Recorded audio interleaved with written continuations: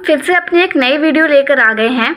तो जिसने हमारे पहले के 2 वीडियोस नहीं देखी हैं, इससे पहले की जो मैंने एग्जैक्ट डिफरेंशियल इक्वेशन सॉल्व कराया था, उसमें मैंने ये बताया था कि अगर कोई इक्वेशन हमारे पास है एम डी एक्स और एन डी वाई, तो अगर ये इक्वल होगा तो वो इक्वेशन क्या होगी, एग्जैक्ट होगी। और मैंने पहले वाले वीडियोस में ये वाला एग्जाम्पल भी सॉल्व करके बताया है और दोनों की वैल्यू सेम भी आई है।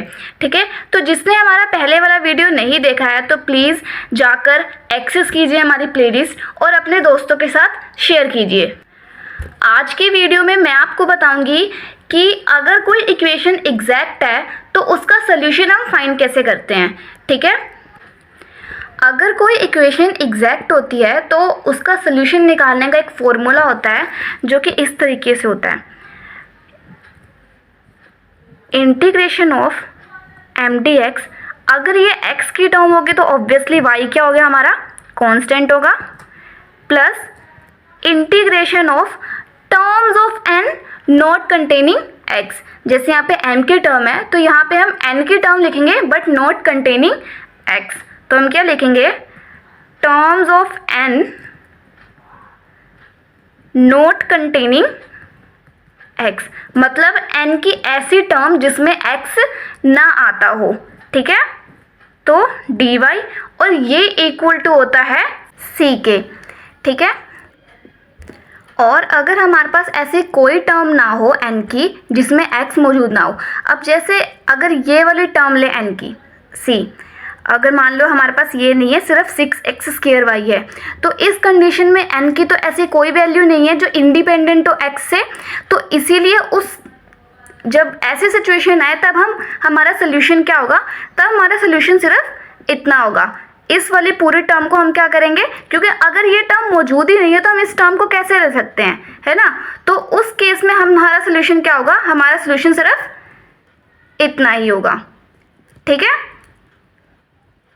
उस कंडीशन में हमारा सोल्यूशन सिर्फ एम डी एक्स वाला ही होगा। अब हमने ये देख लिया है कि हमारा जो इक्वेशन हो वो हम एग्जैक्ट कैसे प्रूव करेंगे, और अगर कोई इक्वेशन एग्जैक्ट हो तो हम उसका सोल्यूशन कैसे फाइंड करेंगे। ठीक है, तो अब एक क्वेश्चन सॉल्व करके देख लेते हैं हम कि हम कैसे फाइंड करेंगे। ठीक है, हमारे पास एक एग्जाम्पल क्वेश्चन गिवन है। हमें पहले तो ये प्रूव करना है कि जो हमारा गिवन इक्वेशन है वो एग्जैक्ट है या नहीं, और उसके बाद हम क्या प्रूव करेंगे कि इसका सोल्यूशन क्या होगा।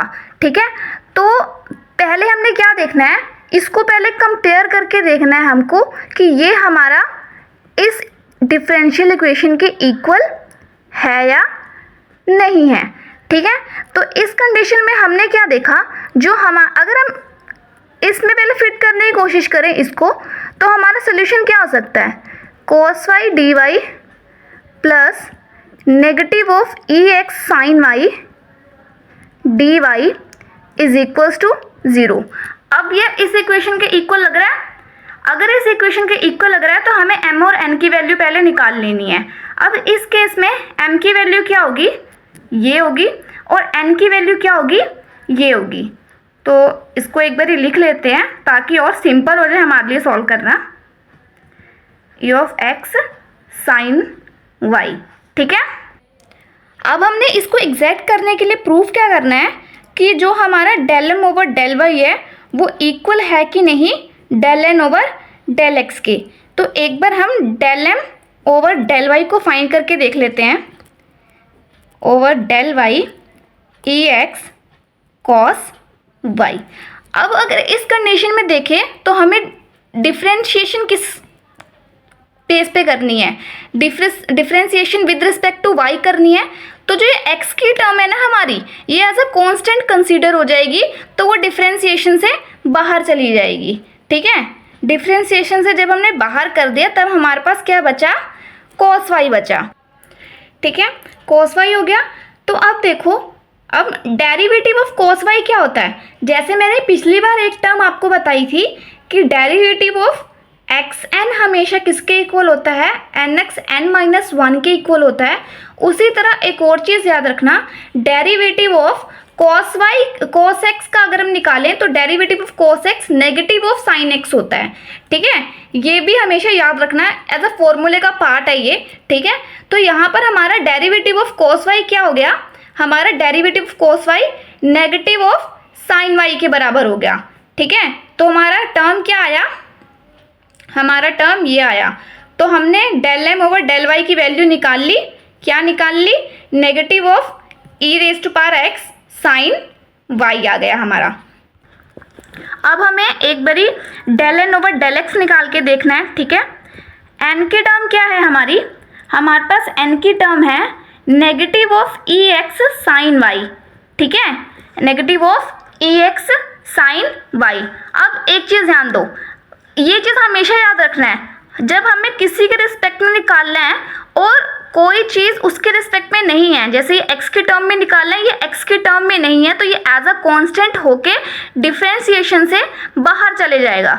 इस चीज़ को हमेशा ध्यान में रखना है।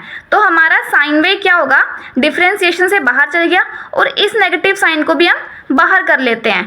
ठीक है, अब डेरिवेटिव किसका निकालना है, ई एक्स का निकालना है।